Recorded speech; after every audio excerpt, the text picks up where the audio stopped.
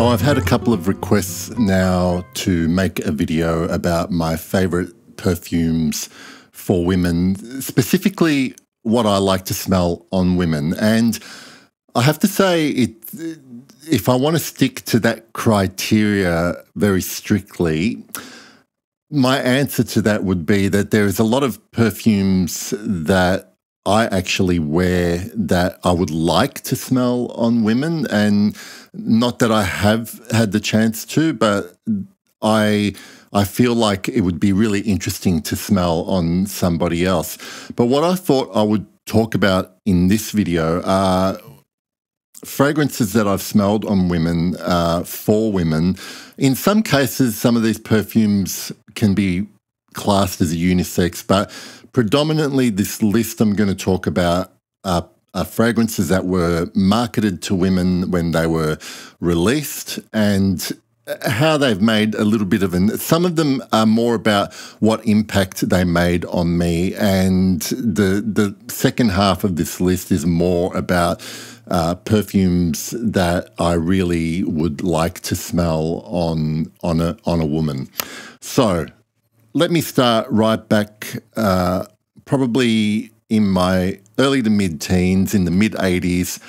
The first female marketed fragrance that made an impact on me was one that I came across in my mother's on my mother's dresser, and she definitely didn't spend money on expensive fragrances.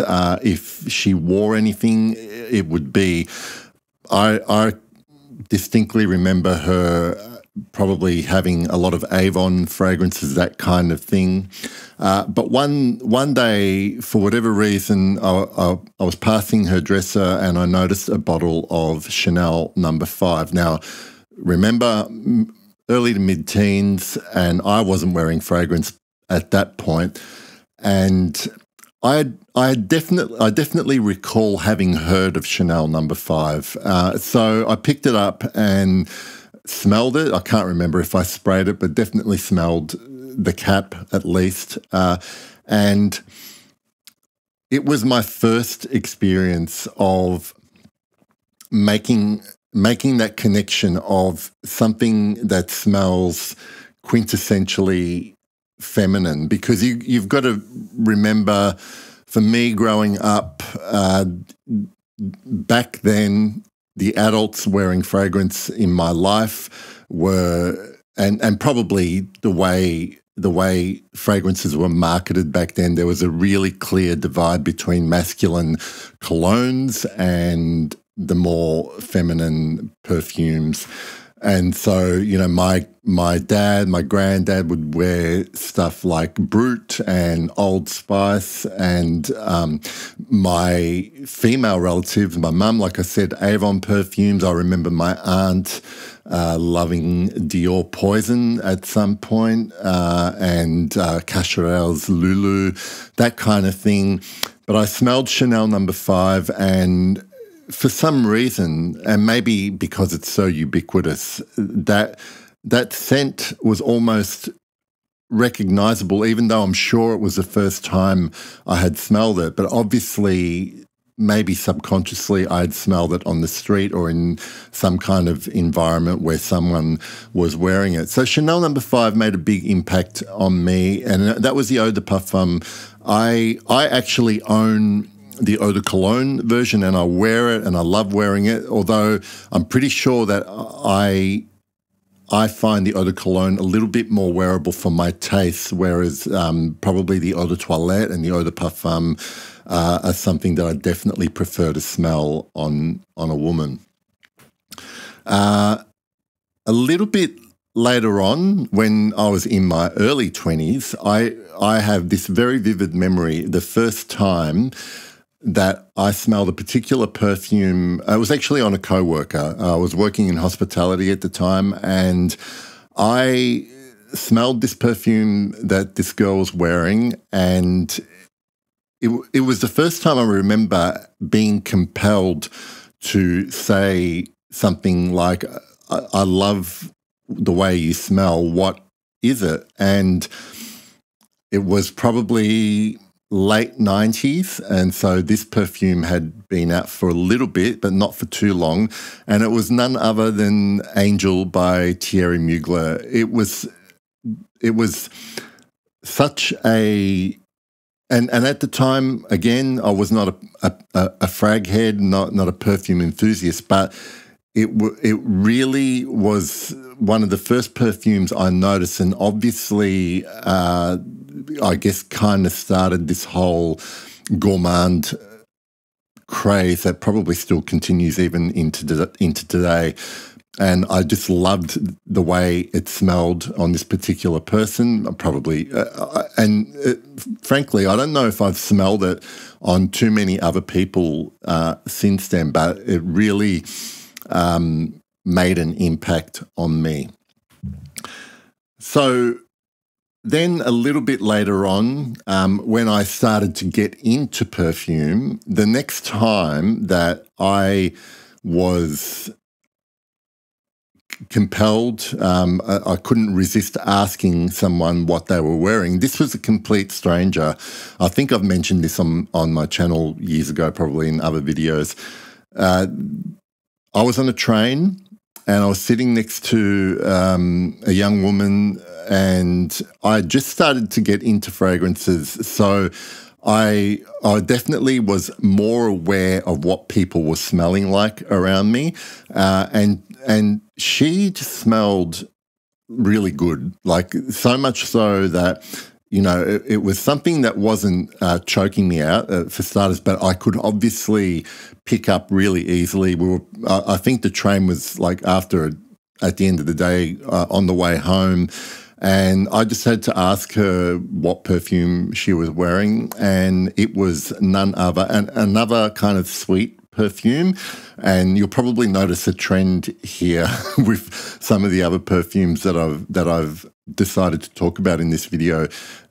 This one was the original Lolita Lempicka, the one in the kind of purple apple shape bottle, and I just found that perfume so delicious. And funnily enough, I haven't smelled it too much more after that. And even though I've seen it in department stores again, I haven't felt, I haven't felt the urge to pick it up and spray it on to see if I still like it. I think I just kind of like the memory of this person smelling so good, and me like not being able to help myself asking what it was.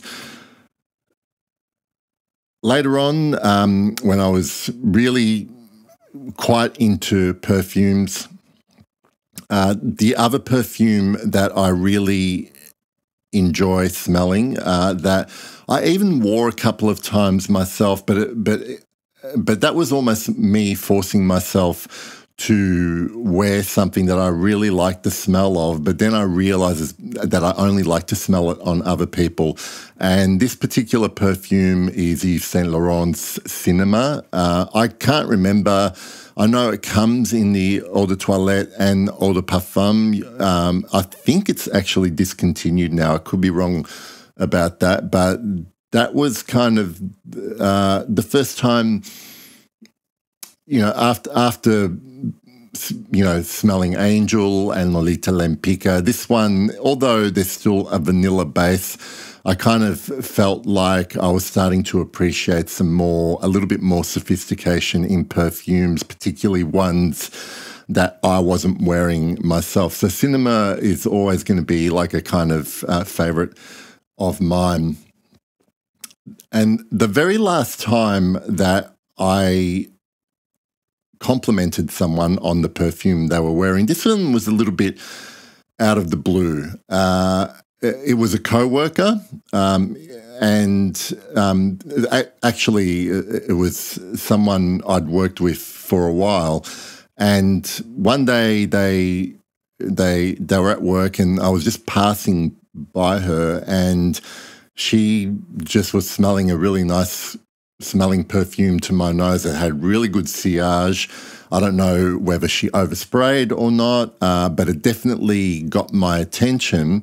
And I was surprised to find out that the perfume that I thought smelled really good on her was Versace's Crystal Noir. And this one, I think, is relatively cheap perfume that you can find easily. When I was looking this up on perfume websites, I noticed that it is also still pretty popular with a lot of fragrance wearers, even though there's probably, I don't know, a little bit of looking down your nose at Versace fragrances when you are really into fragrances. But Crystal Noir is, for me, a very probably underappreciated one in terms of me liking the way it smells on a woman. So I've talked about the ones where I've actually smelled it on other women and felt compelled to compliment them. Now, the next few that I'm going to talk about are actually all perfumes that I've worn myself. Some and I don't. A few of them that I mentioned I actually owned and no longer wear. And when I was wearing them in my regular rotations, they were the ones particularly where I used to think to myself, I'd really like to smell this on another person. So I'm going to start off with one that was a real favourite of mine. If I basically decanted a lot of this and then eventually got rid of my last few mils. I don't miss it for wearing it myself, but I do kind of miss being able to pick it up and smelling it whenever I feel like it. And that is Amouage's Fate Woman. Unfortunately, sadly, it's been discontinued, and I don't know why. I can understand why, but if it wasn't selling, but it was definitely, of all the ones I've smelt in the woman line, just for my money, with Epic Woman, the best one that Amouage had brought out.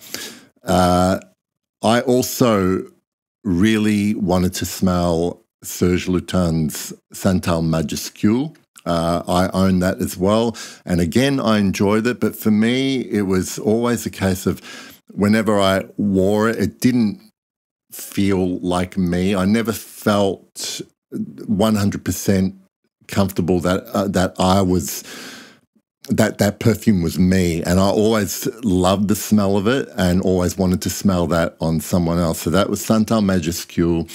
The other, there's a couple. The next three I'm going to mention, I probably would wear myself, but I also, these next three, really would love to smell on somebody else. The first one is Tom Ford's Noir de Noir.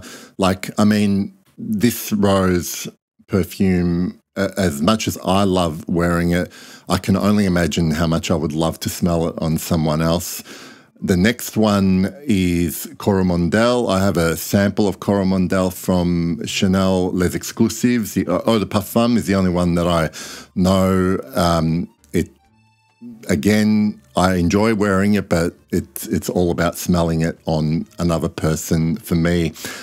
And the final one, if I can remember, I've remembered. The final one that I would really love to smell, I actually almost decided to buy a bottle of this, and then I didn't, or haven't, for whatever reason. It's from the Hermescence line. It is Kier d'Ange, that beautiful powdery suede perfume that Jean-Claude Helena made for us, and that would be something special to smell on someone else.